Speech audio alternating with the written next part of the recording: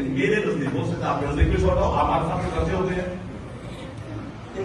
جس طرح حضرت مصطفیٰ کا مؤذن تھا بلال، اسی طرح حضرت حسین علیہ السلام کا بھی مؤذن تھا.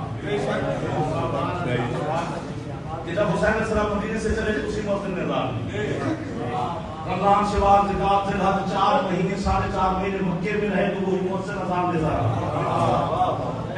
سفر شروع کیا کربلا تک بھی وہی اذان دیتا ہے. 2 کو کربلا میں پہنچے، 2 3 4 5 6 7 8 تک وہی دیتا رہا.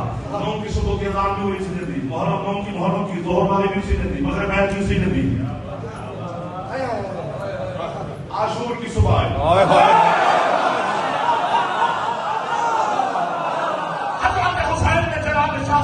اپنے بیٹے علی اکبر کو آواز دیا، لبیک یا ابا کا بابا حکم، ہمارا چڑھ کو دست اذان پر. آج صبح کی اذان تو دے، عباس سے علمدار نے حسین کی نالین پہ بوسہ دے کے کہا مولا وہ مؤذن 6 مہینے دیتا رہا ہے، آج اکبر سے کیوں کہہ رہے؟ فرمایا عباس جب علی کی ولایت کے دشمن کثیر تعداد میں اکٹھے ہو گئے پھر محمد پہ واجب ہے